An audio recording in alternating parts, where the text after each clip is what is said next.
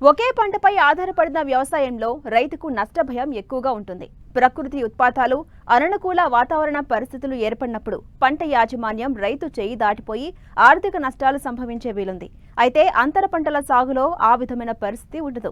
అయితే నీటి సౌకర్యం ఉండాలి. కానీ ప్రకాశం జిల్లాలో ఓ రైతు నీటి ఎద్దడిని తట్టుకుని పంట దిగుబడులను పొందేందుకు పీఎంటీఎస్ విధానంలో ప్రకృతి వ్యవసాయంలో మామిడిలో అంతర పంటలుగా దాదాపు 21 రకాల పంటలను సాగు చేస్తూ సత్ఫలితాలు పొందుతున్నారు. ఇంతకీ ఈ పీడీఎంఎస్ విధానం అంటే ఏంటి?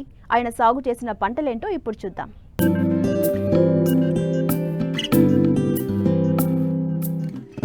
దీర్ఘకాలిక పంటలైన పండ్ల తోటల్లో రైతుకు ఫలసాయం అంది రావాలంటే చాలా సమయం పడుతుంది. పైగా పండ్లు వచ్చే సీజన్లోనే రైతుకు ఆదాయం ఉంటుంది. ప్రతికూల వాతావరణంతో పంట దెబ్బతింటే ఒక్క పంటే ఆధారం కనుక పెట్టుబడి భారంగా మారుతుంది. దీన్ని అధిగమించేందుకు రైతుల ముందున్న చక్కటి ప్రత్యామ్నాయం అంతర పంటల సాగు. ఇదిగో ఇక్కడ కనిపిస్తున్న 2 ఎకరాల మామిడి తోటను చూడండి. అందులో అంతర పంటగా పలు రకాల పంటలను సాగు చేశారు రైతు అంబయ్య. ప్రకాశం జిల్లా సింగరాయకొండ మండలం శానంపూడి గ్రామానికి చెందిన ఈ రైతు 3 ఏళ్లుగా ప్రకృతి వ్యవసాయం చేస్తున్నారు. మామిడి నుండి ఏడాదిలో 3 నెలల పాటే దిగుబడి వస్తుంది. పైగా ప్రకృతి వైపరీత్యాలు, మార్కెట్ ఒడిదుడుకుల వల్ల ఒక్కోసారి ఆశించిన మేర ఫలితాలు లభించడం లేదు. దీంతో గత ఏడాది పీఎంటీఎస్ విధానంలో 8 రకాల అంతర పంటలను సాగు చేశారు. అంటే ప్రీ మాన్సూన్ డ్రై సోయింగ్, పొడి నేలలో విత్తనాలు విత్తడం అన్నమాట.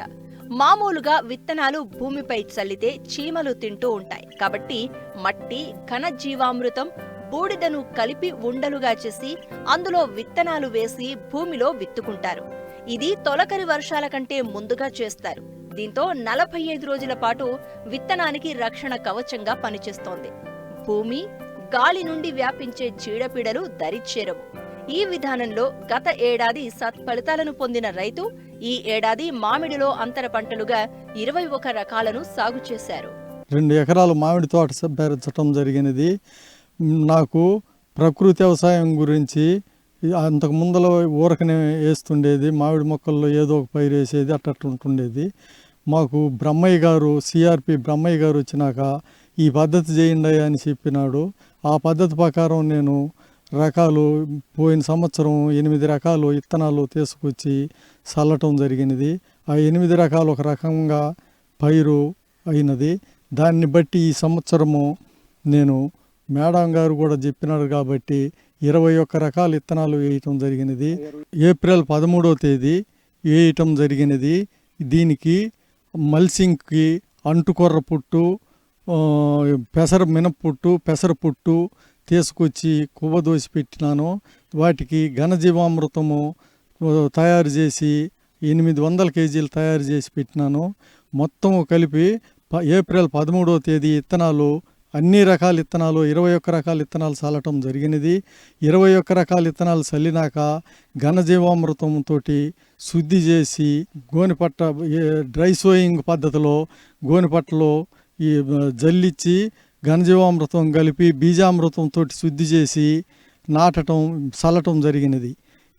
అన్నిటికి చల్లి అయిపోయినాక మరలా ఏర్జనగ పుట్టు, కొర్ర, అంటుకొర్ర, గడ్డి, మల్సింగు 2 అంగుళాలు ఎత్తు లెవెల్లో మల్సింగ్ వేసినాను. దానికి 13 రోజులకి ద్రవజీవామృతం పిచికారీ చేయటం జరిగినది.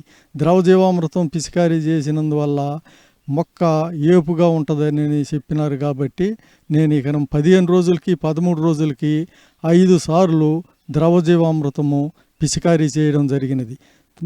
ఆ 4వసారి చేసిన తర్వాత నీమాస్త్రం తయారు చేసి, నీమాస్త్రాన్ని కూడా కొద్దిగా పురుగులు ఉన్నాయి కాబట్టి వాటిని సంపటం చనిపోతాయని నీమాస్త్రం కూడా పిచికారీ చేసినాను. పైరు ఏమీ తెగులు లేకుండా ఆశించకుండా బాగా ఉన్నది.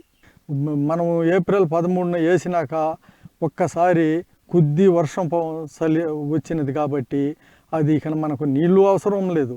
ద్రవజీవామృతము 15 రోజులు చేసినందువల్ల బాగా ఏపుగా అవపడతా ఉన్నది.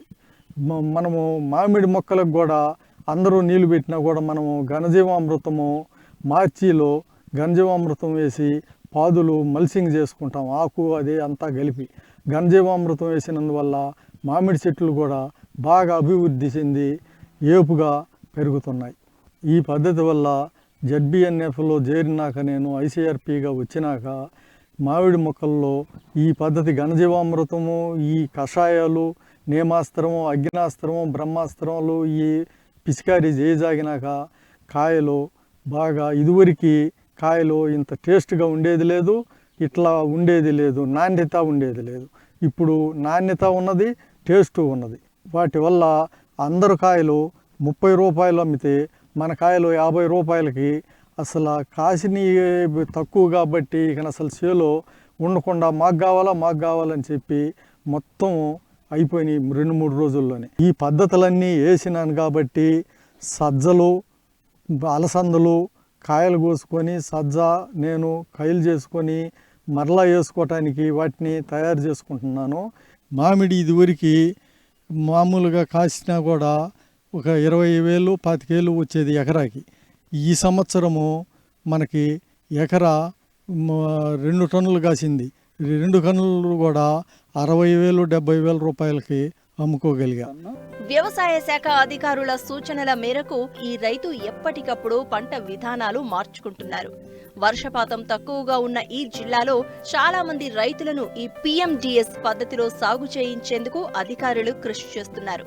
మరోవైపు చుట్టుప్రక్కల రైతులు కూడా ఈ విధానాన్ని పాటించేందుకు ముందుకు వస్తున్నారు.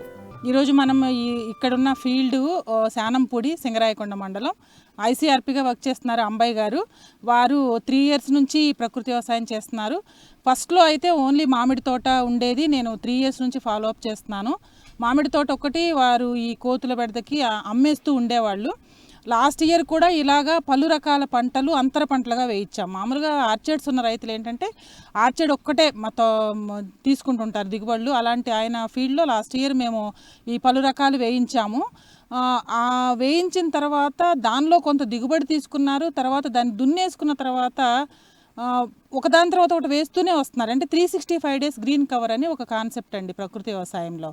అది ఫాలో అయ్యారు. మల్చింగ్ చేసుకొని మన పంట వ్యర్థాలన్నీ కూడా మల్చింగ్ చేసుకొని దానిలో ఘనజీవామృతం వేసి బీజామృతంతో విత్తన శుద్ధి చేసి మల్చి మెటీరియల్ వేసుకొని అన్ని రకాల విత్తనాలు వేస్తే అవన్నీ కూడా వర్షం పడితే ఆ వర్షం నీటి ఆధారంగా ప్లస్ మనం ఒక వీక్లీ ఇంటర్వెల్స్లో జీవామృతం కనుక స్ప్రే చేస్తూ ఉంటే అవి మంచిగా తయారవుతుంది. పంట దిగుబడి తీసుకుంటాము, లేదంటే దాన్ని ఇన్కార్పొరేట్ చేస్తే ఆర్గానిక్ కార్బన్ కంటెంట్ పెరిగి, మేము ఈ ఫీల్డ్లో గమనించింది ఏంటంటే ఈ మ్యాంగో కూడా అంతకుముందు 3 years బ్యాక్ ఇంత హెల్దీగా లేవండి ఇవన్నీ. అలాంటిది ఇవన్నీ చాలా హెల్దీగా తయారయ్యాయి. ఆయన లాస్ట్ ఇయర్ నుంచి కంటిన్యూ చేస్తున్నారు. ఒక పంట అయిపోయిన వెంటనే ఇంకో పంట లైన్ సోయింగ్ చేస్తారనమాట. ఇప్పుడు లాస్ట్ టైం 18 varieties చేస్తే ఇప్పుడు 23 varieties దాకా వేసానంటున్నారు. అలా 365 days green cover. Mango yield తీసుకుంటారు, ఈ రకరకాల పంటల్లో ఈల్డ్ తీసుకుంటున్నారు. ఇన్కార్పొరేట్ చేయటం వల్ల soil organic carbon content enrich అవుతుంది. పొలాన్ని మనం ఖాళీగా ఉంచకూడదు. నేలను ఎప్పుడూ ఏదో ఒక పంటతో కప్పి ఉంచాలి. లైవ్ రూట్ ఉంటే ఏంటంటే వాతావరణంలో ఉన్న కర్బనాన్ని గ్రహించుకొని హ్యూమస్ తయారవుతుంది. మనం బెట్టను కూడా తట్టుకుంటాయి ఈ పంటలు. నీటి అవసరం లేకుండా కూడా పండించుకోగలుగుతాము. మన ప్రకాశం జిల్లా లాంటి డ్రౌట్ జిల్లాల్లో ఈ కాన్సెప్ట్ కనుక డెవలప్ అయితే రైతులు వర్షం కోసం ఎదురు చూడకుండా ప్రకృతి వ్యవసాయ విధానంలో పంటలు పండించుకోవచ్చండి. కరువును కూడా జయించిన వాళ్ళు అవుతారు. నేను శానంపూడి గ్రామంలో రైతుగా చేస్తున్నాను. నాతోటి పక్క రైతు అంబయ్య గారు పొలంలో PMDS అనే కొత్త పద్ధతి అవలంబించారు. సో దీనికన్నా ముందు మేము కూడా ఉలవ, తర్వాత శనగ, అలసంద వేశారు. తర్వాత కొన్ని రోజుల తర్వాత ఇక్కడ ఈ పంట PMDS అనే కొత్త పద్ధతి మేము వచ్చి చూడడం జరిగింది.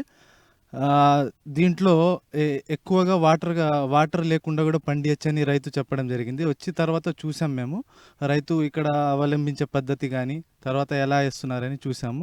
సో ఈ పద్ధతి చూస్తే తక్కువ నీటితో కూడా పంట పండియచ్చని అర్థమైంది. సో మేము కూడా పక్కగా మా పొలం ఉంది కాబట్టి మేము కూడా వేసుకొని మంచి దిగుబడి తీసుకురావాలని కోరుకుంటున్నాం.